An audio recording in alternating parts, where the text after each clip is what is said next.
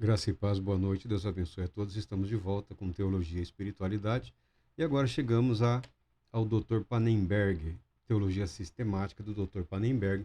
Ele, ele comenta aqui sobre o Deus Trinitário, o Deus de Jesus e os inícios da doutrina da Trindade. A Teologia Sistemática do Dr. Pannenberg, ela foi elaborada de uma maneira diferenciada das demais teologias sistemáticas que você encontra por aí.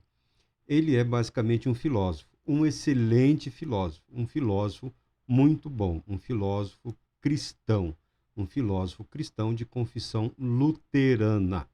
Algumas pessoas acusam-no de ser católico. A editora Paulus é junto com a Academia Cristã, bancaram a tradução desse material para a língua portuguesa. O tradutor foi Wilson Kaiser, e a edição, eu creio ter a primeira aqui, ela é de 2009.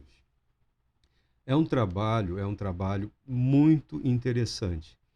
Não é de interesse de muitos, mas até poderia ser. Ele trabalha numa área, numa linha, que permite a você uma compreensão do desenvolvimento histórico das declarações doutrinárias, tá?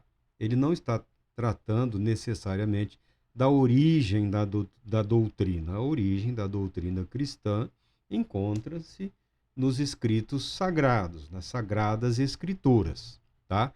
Ele vai abordar também a origem do desenvolvimento da declaração doutrinária da infalibilidade das escrituras. E como pensador, ele reflete a esses assuntos. Aqui ele fala do desenvolvimento da declaração doutrinária da Trindade, porque a doutrina é escriturística. O desenvolvimento da declaração ocorreu através da história. A declaração doutrinária não é necessariamente tem o mesmo peso do que se encontra revelado nas Escrituras. Há até algum debate, né, no sentido de que talvez aqueles que formularam a declaração doutrinária tenham ido um pouco além do que se encontra nas Escrituras. Mas isso é motivo de debate para depois. Interessante saber que o Dr. Pannenberg foi orientador também, acho que do doutorado ou do pós-doutorado, do Miller Erickson. Miller Erickson é um batista, é batistão, conservador, né? Temos aí um excelente material do, do Erickson. Então, por que você não passa o material do Erickson? Tá, tudo bem. É que eu sou obrigado, quando eu preparei um esboço do material que eu apresentaria e a maneira como eu apresentaria esse material, eu optei por algumas obras específicas, por algumas obras que me obrigam a tratar de alguns assuntos que costumeiramente eu não me interessaria em tratar publicamente, tá? Então, é uma questão de princípio. A, o material permite que eu exerça um certo estudo de mim mesmo, uma espécie de devocional público, dentro dos limites do que pode ser considerado um devocional público, tá? Isso não é errado nem é equivocado. Permite que eu exerça um estudo de mim mesmo, sabendo eu como está a minha cabeça, como estão as minhas convicções, como eu consigo caminhar seguindo em frente, né, quando confrontado com determinadas ideias, princípios e valores. Nem tudo que está nas teologias ajuda, mas muita coisa ajuda. 90% é extremamente útil. Uma coisa que eu considero extremamente útil quando você se dedica a estudar teologia, principalmente esses autores que eu citei, esses homens não são homens do mercado literário, tá? Quando você pega um Charles Hodge, quando você pega um Strong, quando você pega um Pannenberg, esses homens não estavam preocupados com o mercado literário cristão.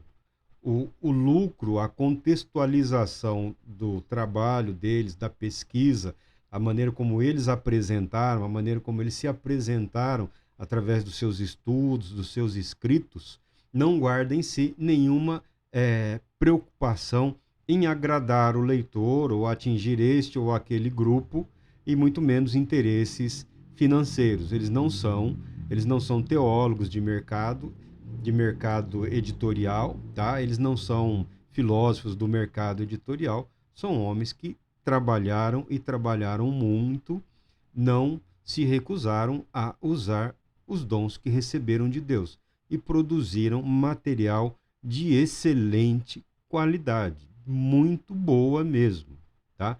Muito excelente. Tanto que eles não têm medo de se exporem aquilo que eles pensam, aquilo que eles creem, e quando confrontados com algumas doutrinas, em alguns deles nós percebemos alguma dificuldade. Com o Pannenberg não é diferente.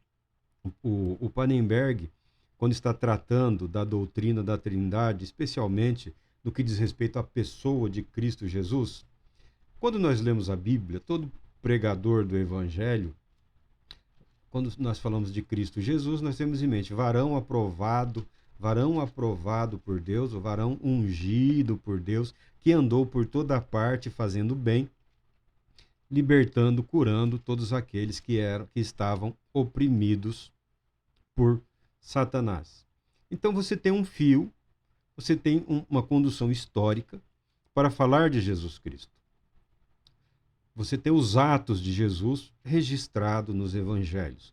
Você tem a vida de Jesus registrada minimamente nos evangelhos. Agora, quando se trata da pessoa de Jesus, nasceu de uma virgem. Não é um problema, entra na categoria de milagre, um mistério, mas categoria de mistério, nasceu de uma virgem. Agora, quando se fala de Jesus, o verbo pré-existente, o Cristo eterno, o Logos eterno, né? Aí alguns já têm alguma dificuldade. Mas a dificuldade não está na fé. A dificuldade está na formação. Por exemplo, os filósofos passam a ter uma dificuldade especial. Porque quando se fala do Cristo pré-existente, ou existente desde a eternidade, perdão, numa das declarações doutrinárias aí, da declaração de fé do cristianismo histórico, acertaram, eu acho que se expressaram da maneira correta, apresentam o Cristo pré-existente. Como pré-existente? Se ele nasceu num momento... Não, o Cristo pré-existente, né? O Cristo, o Filho de Deus, gerado e não criado. Porque se fosse criado, não se pode a ele atribuir a natureza divina, é uma criatura. Então, os antigos cristãos, quando debatiam contra as heresias, eles conseguiram encontrar algumas palavras e juntaram outras palavras para falar do Cristo eterno, do Verbo eterno, pré-existente, gerado pelo Pai na eternidade. Gerado onde? Na eternidade. Gerado quando? Desde a eternidade, né? A pré-existência do Cristo. Ponto. Ah, Marco, mas isso é simples. Não é simples porque você parou aí e não investigou as palavras, a conceituação. Na filosofia, essa pré-existência do verbo, eles entendem como uma pré-existência ideal. Por que ideal? Como que existindo somente no propósito de Deus. Então, não existia. Havia a intenção e o propósito. Isso cria um embaraço quando você usa a linguagem filosófica para tratar de termos explicitamente religiosos, que estão envoltos de um mistério. A palavra é essa, mistério. A linguagem humana não é capaz de expressar adequadamente esses mistérios, tá? Mesmo assim, Pannenberg ele não desiste. Ah, mas você está falando do Panem. Não, tem outro aí, outro, que é bem do mercado editorial. Lançaram uma segunda edição agora, parece que ele se converteu totalmente à pessoa de Cristo Jesus. Eu não vou citar, eu tenho a primeira edição aqui, lançaram uma segunda edição agora, a editora Vida Nova, uma segunda edição com acréscimos e com algumas atualizações, por assim dizer, né? Mas, na verdade, o autor também, ele tem uma apresentação num aspecto, num viés religioso, mas tem a impressão que ele tem uma formação filosófica também. Você faz o curso de teologia e filosofia, mais um ano e os diplomas aí vão se confundindo, mas o pensamento do indivíduo, ele traduz uma conceituação altamente filosófica. Ele, por exemplo, tinha dificuldades também nesse mesmo ponto, né? No que diz respeito a gerado na eternidade, eternamente gerado, também ele sofria de um embaraço ali, tinha dificuldade com as palavras.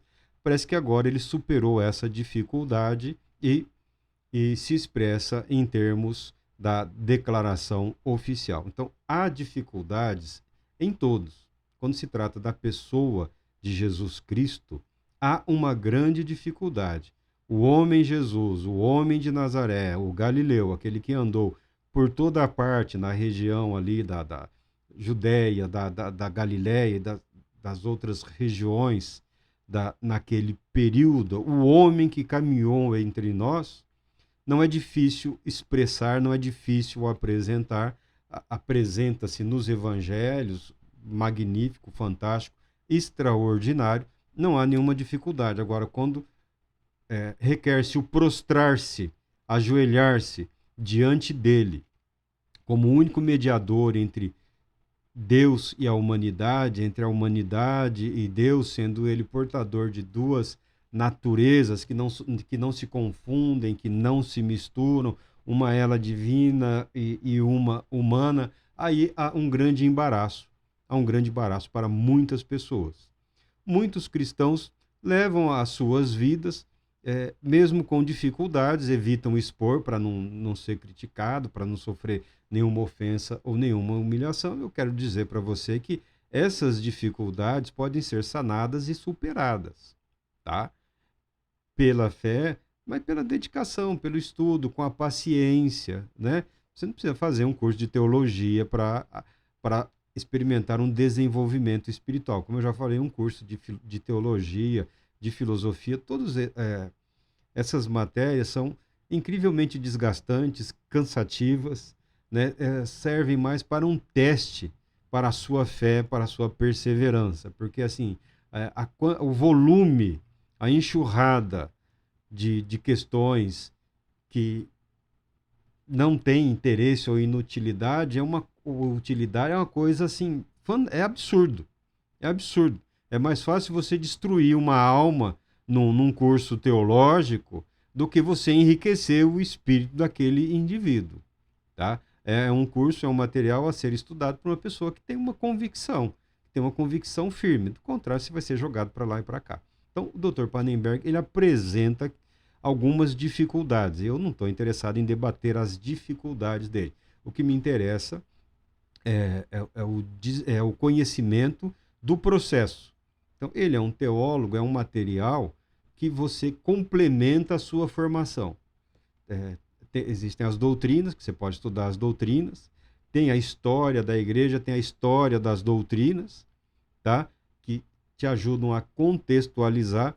Agora, para compreender o processo formativo da expressão doutrinária, tá? Ele não está escrevendo outra escritura, não é revelação, não é inspiração, é a expressão doutrinária nos limites estabelecidos pela palavra de Deus. Há um processo. E ele expõe esse processo de uma maneira histórica, mas ele expõe esse processo. E é difícil isso. Nem todo mundo, nem todos os teólogos apresentam esse processo aqui. É uma coisa que você vai pegando o jeito, como diz o brasileiro, pegando a manha. Depois de algum tempo, você estuda um ou outro e você vai pegando o jeito. O Dr. Pannenberg aqui está falando da doutrina da Trindade. E nós vamos ver aqui ele falando de Deus como um Pai. Aqui há um alerta. Há um alerta para os jovens agora. Há um grande interesse pelo hebraísmo, pela língua hebraica, pela cultura hebraica, né? Pelas tradições hebraicas. E junto com esse interesse vem também o interesse por uma série de abominações, por uma série de aberrações, por uma série de ideias tolas, tá? De que há um nome secreto de Deus, né? De que há ou é uma expressão, uma palavra, ou talvez um conjunto de palavras ou uma frase. Eu creio que nisso tudo é verdade. Uma expressão, uma palavra e um conjunto de palavras. Mas nenhuma delas são propriamente misteriosas. Nós sabemos que ao judeu a pronúncia do nome de Deus, conforme revelado a Moisés, ela foi vetada. Ela foi vetada para quê? Para evitar a banalização, para evitar que se tornasse uma coisa banal, ridicularizada. Lembra quando éramos contrários a essa ideia idiota que surgiu há uns 30 anos atrás, 20 anos atrás, um imbecilismo evangélico que, acho que por causa de uma letra de música, eu vou profetizar. Aí agora estão profetizando loteria, jogos, tudo. Torna-se ridículo, bizarro. Quando você vai falar de profecia, a palavra já caiu em descrédito, porque alguns aloucados acreditam que estão de fato profetizando, inspirados, que estão debaixo de revelação divina, coisa que todos sabemos que não é verdade. Mas as pessoas decidiram aceitar isso, não sei se por desespero, não sei, talvez por uma infantilidade, por ignorância, ou por achar engraçado, ou bonito, ou interessante. Então foi incorporado ao vocabulário religioso, extra-religioso, agora num ambiente cultural de deboche e sarcasmo, palavras que dizem respeito às Sagradas Escrituras, palavras que dizem respeito a um contexto escriturístico verdadeiro, revelacional, por assim dizer, já estão banalizadas, ridicularizadas no ambiente cultural. Então, quando você falar de profecia, já está na mente das pessoas, já está no espírito das pessoas a gargalhada, a risada, o ridículo, o bizarro, o absurdo. Que profetizar é o mesmo que falar. Profetizar é sinônimo de desejar. Não, não é nada disso. E com o nome de Deus também, aconteceria isso.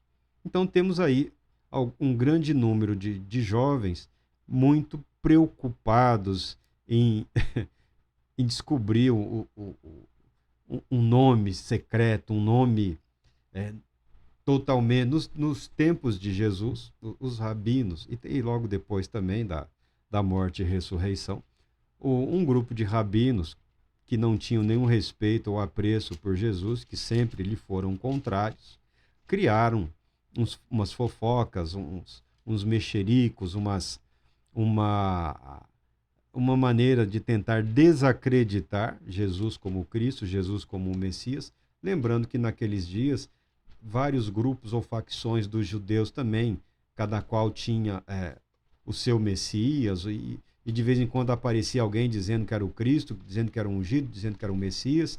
Nos dias da destruição do templo e depois de Jerusalém, eram inúmeros os cristos rivais pertencentes às facções religiosas que queriam derrotar o Império Romano, e deu em nada. Eles foram destruídos, foram arrasados, o cristianismo, a fé cristã foi preservada, o templo foi destruído, a cidade depois foi devastada, os judeus foram expulsos, depois foram expulsos de toda aquela região. Mas eles criaram algumas ideias, algumas fofocas, algumas intrigas, né, e afirmavam, por exemplo, os milagres realizados. Eles não negavam, nunca negaram, os acusadores de Jesus nunca negaram os milagres por ele realizados.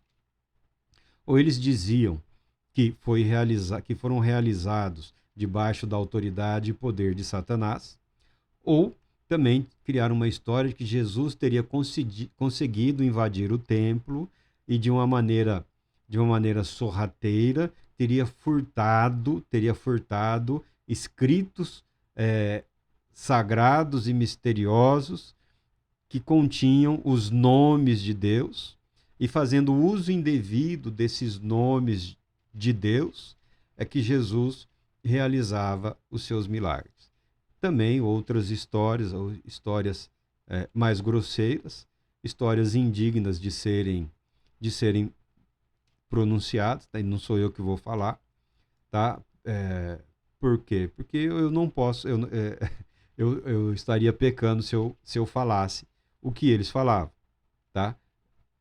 Mas isso não significa que todos os judeus, ou que todos os rabinos, ou que todos os sacerdotes, ou que todos os mestres da lei concordavam com esses absurdos, tá?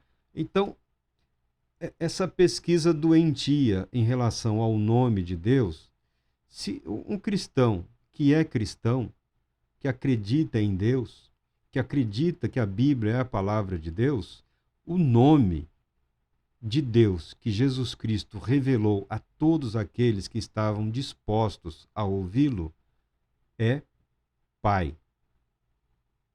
Pai. Esse é o nome através do qual você pode e deve referir-se ao Todo-Poderoso Deus, através da palavra Pai. Ou se você quiser florear, Deus e Pai de nosso Senhor e Salvador Jesus Cristo, tudo bem. Um assentamento aí psicológico para suas declarações de fé, tá?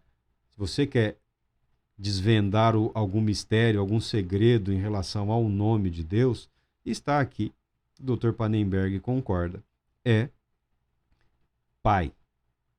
É assim que nós cristãos nos dirigimos a Deus, porque há todo um propósito nisso, e é sobre como Jesus se relacionava com Deus Pai, que nós vamos falar em breve. Deus Todo-Poderoso te abençoe, te proteja e te conceda a paz.